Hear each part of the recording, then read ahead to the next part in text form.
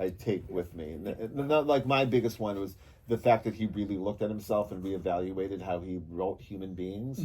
It's a that's something I think we could do like every week, like really like as we grow. Um, I was writing as like a single person. Now I'm a father of four. Like everything, like my life changes, and I look at things with a different perspective. So, was there anything in his work that did that for you? I had a couple of different phases of learning from him. The first time I encountered him was just in the very few books about the history of comics that you could get when we were kids, and all of them would talk about how important Will Eisner and the Spirit was, and I had no access to the actual comics. I just had no way to get my hands on them because stores like this just weren't something I could get to. Um, so I had 3 or 4 reprinted pages, and I studied them, and that was where I first learned about composing areas of black for expressive purpose, for putting the camera in dramatic places that the adventure comics that I looked at didn't really do. Um, yeah, I hadn't been introduced to film noir or crime films or anything like that, so that was my first window into that world. It'd be years before I'd seen Citizen Kane. So just seeing this different way to create pictures and to frame the world was valuable. Cut forward to a few more years, and I picked up a copy of a Contract with God, and I had no idea what I was in for with it, and it was genuinely wild to see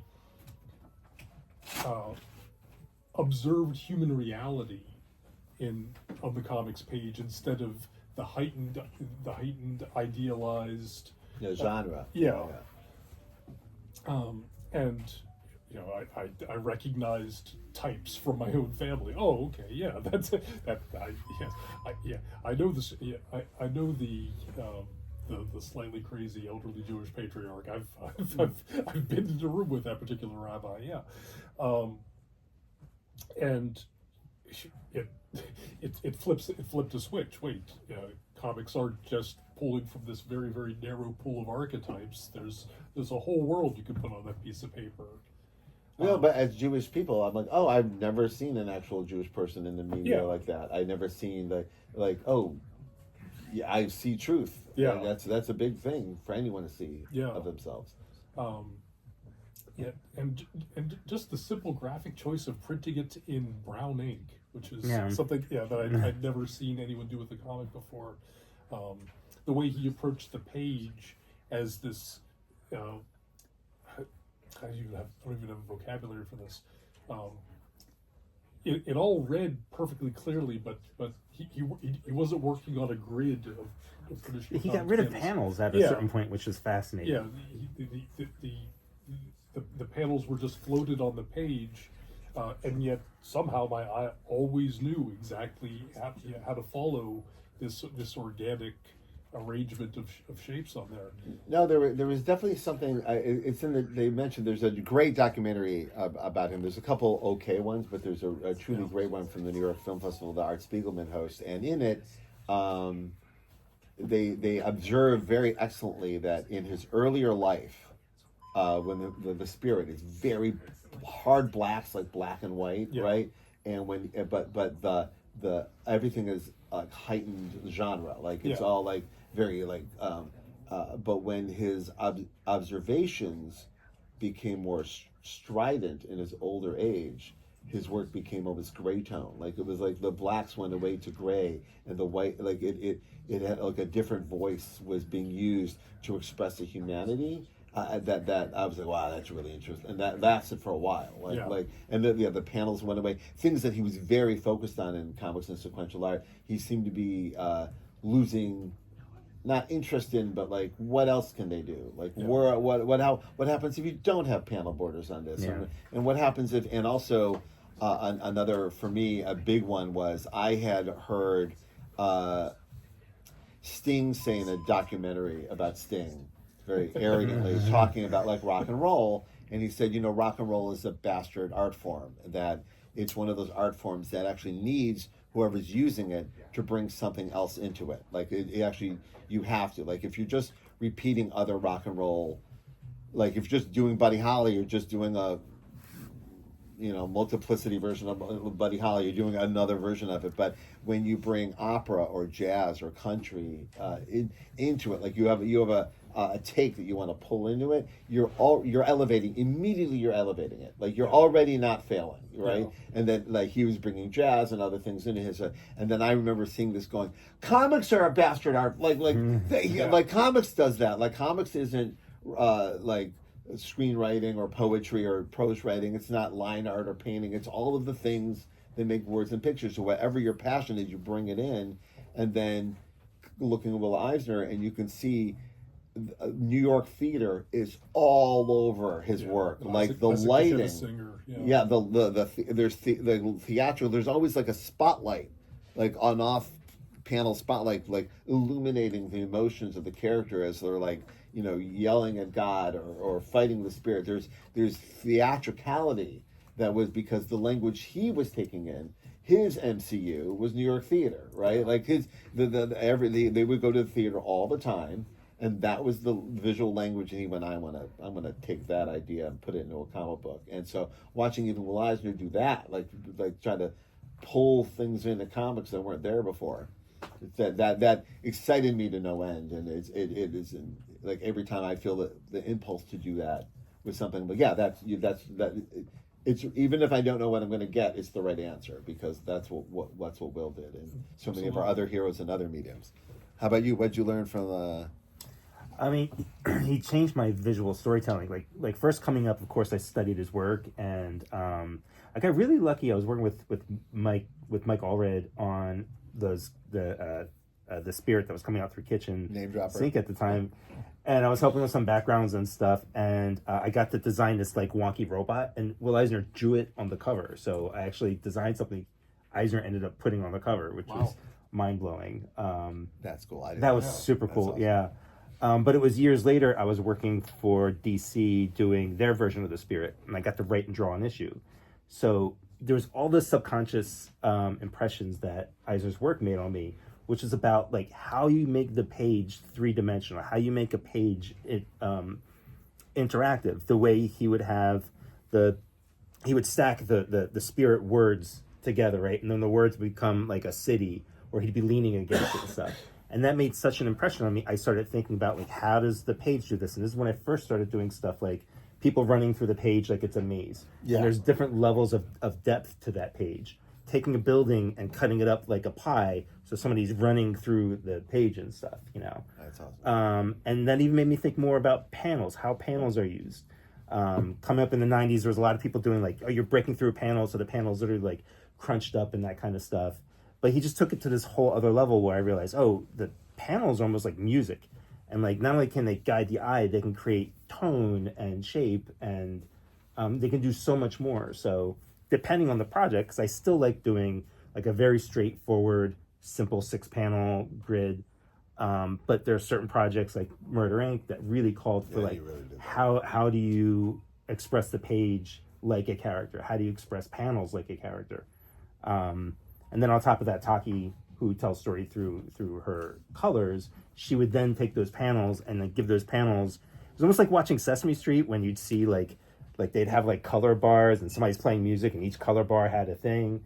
And I think Eisner was onto that from the very beginning, and that's why he went from very straightforward genre-y comics to almost just character exploration where there were no more panels and stuff. Like he went beyond what comics are, which was crazy. So picking all that up was like one of the big blessings. I don't think I would have gotten that deep into it if I didn't get to do a job where I was allowed to just imitate him as best as I could, and then find my own lessons from it. Yeah, I think of him as being one of the first people to think of the comics page as being like a piece of sheet music that it's up to the reader to perform in their head. Yeah. What you don't put on the page, this is one of the most important lessons I've learned. More important what you do put on the page. Like if you've got the right stuff on there, taking stuff out, inviting audience participation. Like, I mean, isn't it great for you guys when you realize something about a character that's not fully said on a page, but it's implied, and you go, "Oh, I was right about that thing of this person," right? And Trusting an audience's intelligence, and it's a very it's a huge leap of faith.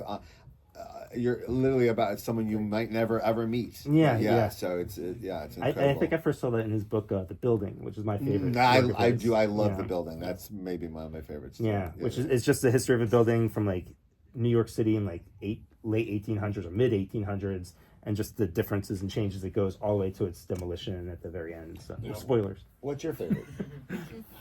Man, because you love all of it. I know you. But like I go through waves where I'm so into the spirit, because it's still like for us, like every time you flip through it, every graphic design is so freaking cool, and I wish I thought of all of it. You know, you're like, oh, I wish I drew like this. I wish I like it's just so aesthetically pleasing to me, and so many of us have we have ripped off. Sure, so absolutely. much, but it's but that's what it's there for. But I pine that we would one day come up with a graphic design idea. Like, we're working on a graphic novel soon, and like, is there an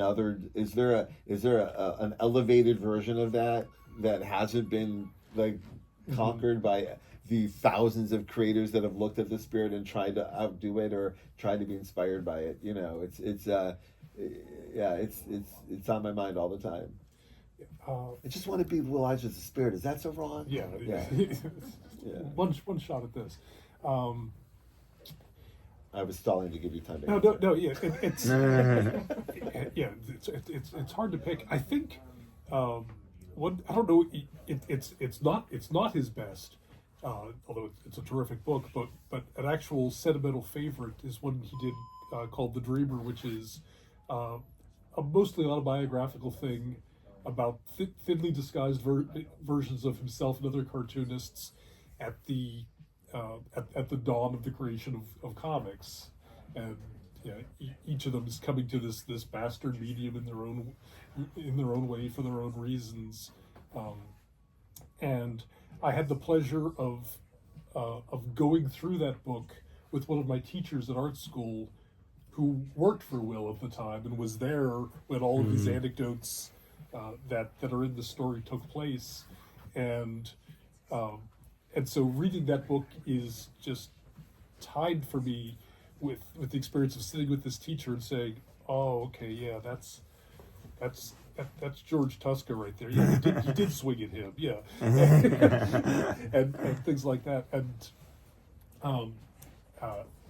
he has a sequence in there where a Jack Kirby analog character who he draws at about 4'8", but this incredibly tough guy throws a couple of goons who are attempting to shake down the art studio where they're working. Oh, Jack would not put up with that. No, yeah.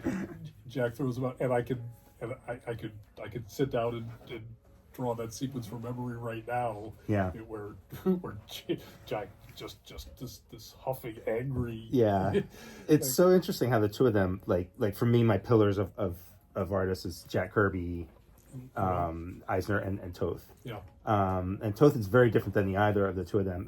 But Kirby and Eisner are very different, but in a complementary way. I want to see a movie that kind of cuts back and forth between their lives and how they handled different things. Yeah. Jack so internalized his experiences in the war. When you read about him, trauma. They're mind blowing. You're talking about stuff like out of a movie that was going on with him, and then to bring his childhood experiences that are so clearly written into the fourth world, and like all of that stuff that comes together, and then Eisner does it the same way, but completely differently. Like he deconstructs his language. He obliterates all the stuff that he built by the end of his career, meaning like he's no longer doing panels, he's no longer doing genre. It's all character exploration, whereas Kirby went deeper into his mind, deeper into his subconscious. But they were there is, and by the way, on top of the many other things Will Eisner invented, he also invented the podcast, because there is a series of interviews called Shop Talk, but that would today be a podcast. Well, that's the thing. I want to hear the two of them talking. Like, It's online. It's on YouTube. It's incredible. Is the two of them speaking to each other? There's one of him and Jack. They deeply love and respect each other. Like there's a very funny Will Eisner Stan Lee one that's filmed for that series of videos he did in the 90s, where you can tell, oh, you guys don't like each other. like you're barely holding together a conversation because there's cameras on you. But Will's like, Stan, I got this. Like that kind of energy. And but with Will and Jack, there was a deep warmth, almost a therapeutic like whispering conversation between the two of them. And they talk about basically like they're both at a age where they're like very aware of what the street brought to their work, and they lived nearby each other but didn't know each other, and but genuinely had the same experience. And both of them, and what was interesting is like Will would never say I'm an artist, but then took the role of an artist in his later life. Like clearly I am an author, right? Yeah. And Jack was like, hey, I'm just trying to get pages done, man. I'm just and even when you go, no, you're Jack Kirby, he goes, no, I'm just trying to get it done. And only at the very end did he go, yeah, I'm talking Jack Kirby, but it was always in a very, and I say this, I think it's admirable, just as like I'm a craftsman, I am not an artist, I'm not an artiste, right? But at that time, both of these people who had been through similar things were yelling at God in their work. Whereas Will's asking contract with God, and Jack's going, hey, you know what? Old guys suck, new gods. How about new gods? Let's do some new gods. And everywhere he went for the next 25 years of his life, like, I don't like God. I would like to have a new God, right? Yeah. And Eternals, new gods, these are all versions of... Kirby's ready to fight the cosmos. Eisner's ready to ponder the cosmos. Or fight it with my gods, right? And I deeply admire that as well, and that's how they were reflecting on the trauma and journey of their life and put it in their work. And then they were talking to each other. There's one bit of business between Will Eisner and Jack that I deeply love, and that in his later years, Jack was working at Ruby Spears and other animation houses, but he was known as Jack Kirby. Like if you're in the art field, we know like Jeff Darrow and Paul Dini both worked at Ruby Spears at the same time as Jack Kirby, and they were very aware, holy shit, Jack Kirby is sitting in the corner at that table. And then every time, and they all tell the story, is every time Jack Kirby would go to the bathroom or go to lunch, Paul Dini would go over with a Ziploc bag, take his pencil, drop in the bag, zip it, and run away. And Jack Kirby would always be like, "Where's my fucking pencil?" Someone would always take his pencil away. And then people would come up to him at shows and go, "What kind of pencil are you using? What kind of pencil?" And then he finally, like after years of it, I goes, "Oh, guys, it's not a magic pencil. I'm not forging pencils out of the steel of the riddle of lead. Yeah, it's not the pencil." All right, and I put that in the book. That Jack Kirby, it's not a magic pencil. It's kind of a brilliant quote, and it's humbling, and it's also saying it's without saying I'm the magic pencil. But that's what it is. And to hear the two of them talk about it's not a magic pencil and chuckle because they also don't know what it is. Like they're not saying I know what it is. I'm saying I know it's not the pencil. The most humbling thing in the world is to think of like all the tools as artists that we have now, the digital tools, especially as our eyesight starts to fail and stuff. And these, like literally, they're drawing straight lines with a ruler and a brush. Like that's how they made their panel borders, right? Amazing. They didn't have special pens. They had a number 2 pen, a couple of brushes, and that was it. Yeah, and like I look at like the cities that like Herbie would draw, and like at the angles and like the right line weight and all this stuff. And meanwhile, we can thin our lines super, super small, especially digitally now, and the fancy pens that we have now, and the right set of printings. And I'm like, it's like a set of skills that are lost. Like the drawing is drawing, draftsmanship is draftsmanship, but the skills to be able to work kind of bare naked like that, like with no, you have whiteout was like their biggest thing. Yeah. Right. A famous Kirby quote is, "They don't pay you to erase." I will say that thank you for joining us for this today, because like I learned early on, like I discovered Will Eisner through Frank Miller talking about him in a Daredevil fanzine, Like I was like 13 years old.